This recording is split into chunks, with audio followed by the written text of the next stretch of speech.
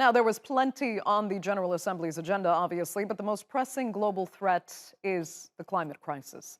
A failure to act now will cause irreparable damage, and several world leaders use their speeches to highlight the severity of the situation. Let's take a look. We're approaching that critical turning point in less than 2 months, in just over 40 days, when we must show that we are capable of learning and maturing and finally taking responsibility for the destruction we are inflicting, not just upon our planet, but upon ourselves. It's time for humanity to grow up. Global warming is the most alarming driver of poverty. Agrarian and pastoralist communities and economies like ours with this livelihood face an existential challenge. So will words equate to real change? Well, to discuss that, I'm joined now from Addis Ababa by Yared Abera. He has represented Ethiopia at past UN Youth Climate Summits. Thanks so much for being with us, Yared. You know, climate change was, of course, identified as a priority at this summit. The Secretary General said himself, no one is immune. But again, many now say we're just hearing kind of words with no real teeth. But you seem actually more optimistic. Tell us what exactly you took away. Well, I was following from Addis Ababa virtually. This time I couldn't make it to the New York due to the COVID pandemic. So I was following virtually and trying to gauge the points made mostly on the climate change impacts and also climate actions.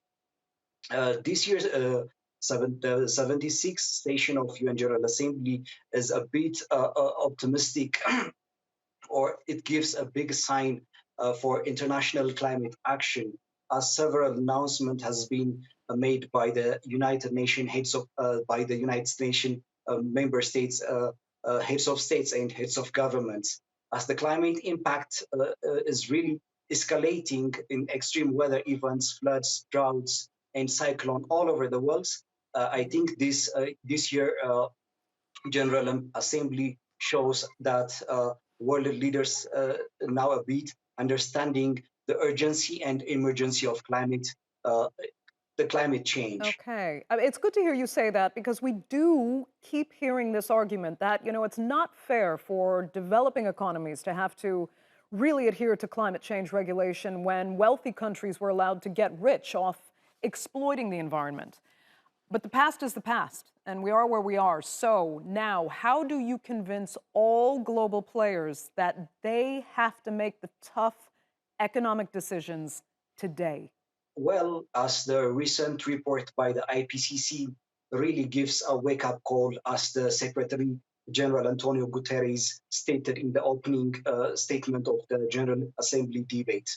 Following that one, President Joe Biden announced that the United States will double the level of finance from its previous climate finance pledge announced in April in the celebration of Earth Day.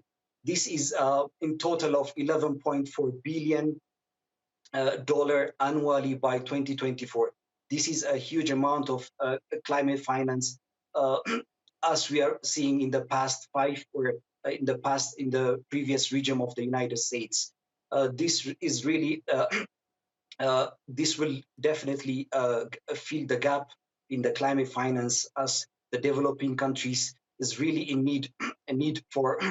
Following that one, also Denmark announced that it will contribute 1% out of the 100 billions that were pledged by the world leaders in 2009, as to fulfill the climate emergencies.